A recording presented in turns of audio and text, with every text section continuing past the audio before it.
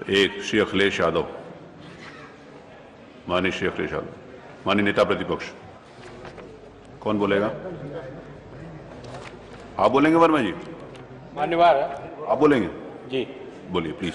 मान्यवर, आज प्रदेश में डेंगू की बीमारी एक महामारी का रूप लिए हुए है और मान्यवर कोई भी ऐसा जिला और कोई भी ऐसा अस्पताल नहीं है जिसमें बड़ी संख्या में डेंगू के मरीज भर्ती ना हो। और मैंने मान्यवर इस बात को महसूस किया, डेंगू की बीमारी प्राय हर साल आती रही, लेकिन इस बार कोरोना से भी अधिक मृत्यु डेंगू की बीमारी के वजह से हुआ और प्लेटलेट कम होने के कारण विभिन्न अस्पतालों में जिस तरह से बच्चे 6 साल के, 14 साल के, 18 साल के, उनकी जिस तरह से मृत्यु हुई है डेंगू के कारण, उसका इंतजाम करने के लिए हमें जहां अस्पतालों पर विशेष जोर देना चाहिए था, दूसरी तरफ मान्यवर हमें उसके साफ सफाई की व्यवस्था पर ध्यान देने की आवश्यकता थी जिससे मच्छर न पनपने पावे, लेकिन इसका इंतजाम नहीं किया गया, जिसके कारण ये भयंकर रूप ले चुकी है। मेडिकल कॉलेजों में डेंगू पीड़ितों को बेड नहीं मिल पाए, जिससे काफी लोगों को बिना इलाज के मृत्यु हो गई। मजबूरी में लोगों को प्राइवेट हॉस्पिटलों में डेंगू पीड़ित परिजनों को भर्ती कराना पड़ा, जहां प्राइवेट हॉस्पिटलों द्वारा अनाप शनाप धन उगाही की जाने की शिकायतें भी प्राप्त हुई। प्रदेश के उच्च न्यायालय खंडपीठ इलाहाबाद द्वारा भी घटनाओं का संज्ञान लिया गया। इस प्रकरण की एक तत्कालीन घटना का विवरण निम्नवत है। जनपद मेरठ के एक महिला स्वर्गीय अंजू पत्नी विनोद का इलाज उच्च प्राथमिक स्वास्थ्य केंद्र में उचित इलाज न मिल पाने के कारण मृत्यु हो गई। एक रिपोर्ट के अनुसार 15 मई से अब तक लगभग 25,948 डेंगू मरीज मिल चुके हैं। मान्यवर इस तरह से प्राय हर जिले में मैं अंबेडकर नगर में कई बार मान्यवर जिला अधिकारी से भी मैंने इस बात की चर्चा करने का काम किया। प्रत्येक दिन हम लोगों के पास, सभी सम्मानित विधायकों के पास, जितने डेंगू मरीजों को भर्ती कराने के लिए फोन आते रहे कि इनको किसी तरह से भर्ती हो जाए, ये बच जाए। लखनऊ में मेडिकल कॉलेज में भर्ती कराने के लिए फोन आते रहे मान्यवर, हम सभी लोग मजबूर हो पा गए कि उनका भर्ती समय से नहीं हो पाया, जिसके कारण हजारों लोगों की जानें गई हैं। मान्यवर हमारे जो स्वास्थ्य मंत्री हैं, उप मुख्यमंत्री भी हैं, इनको जहां इस विषय पर ध्यान देने की आवश्यकता थी, जिले जिले में बैठक करके उसके लिए इंतजाम करने की आवश्यकता थी, उस काम को ये नहीं कर पाते।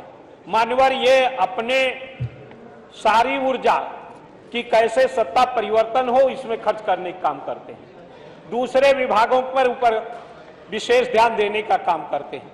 और मान्यवर माननीय मुख्यमंत्री जी ने भी इनको पैदल बना दिया।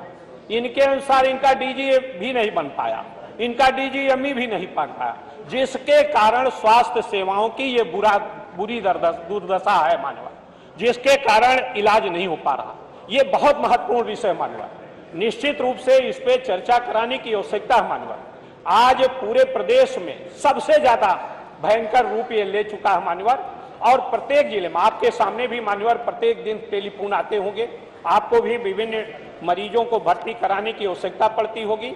और मैंने मान्यवर पिछले सदन में भी जब बजट प्रस्तुत हुआ था, मैंने इस बात को चर्चा किया था कि हमारे जो डिप्टी सीएम हैं, जो स्वास्थ्य विभाग के मंत्री हैं, उनका कार्य है कि वो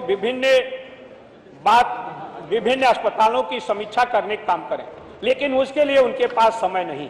इसलिए मान्यवर आज आवश्यकता है कि इस महामारी से कैसे मुकाबला किया जा सके, इसके लिए जरूरत है कि हम सब लोग बैठे मान्यवर, इस पर चर्चा हो और विभिन्न सुझाव आए, जिसके कारण जो डेंगू के मरीज हैं उनकी जान बच सके। मान्यवर एक ही परिवार में, मेरे क्षेत्र में भी एक परिवार में 6 साल का एक लड़का था, उसका सवेरे 9 बजे मृत्यु हो गई। दूसरा जो लड़का था वो 14 वर्ष का था, उसकी भी मृत्यु हो गई। तो मेरा ये भी मांग है मान्यवर, माननीय मुख्यमंत्री जी भी सदन में बैठे हुए हैं, ये बहुत महत्वपूर्ण विषय है, राजनीति से ऊपर विषय है मान्यवर।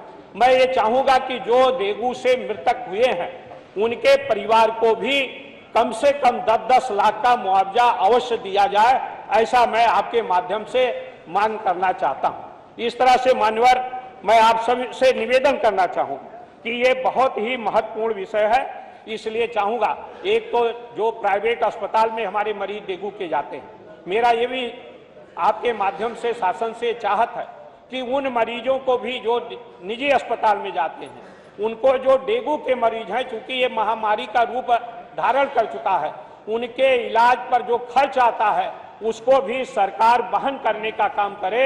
अगर वो सरकारी अस्पताल में स्थान नहीं मिल पाने के कारण ही प्राइवेट अस्पताल में जाता है, तो इसलिए मैं चाहूंगा कि इस पर विस्तृत अगर चर्चा होगी, आज चर्चा स्वीकार कर लें तो निश्चित रूप से इसका समाधान निकलेगा।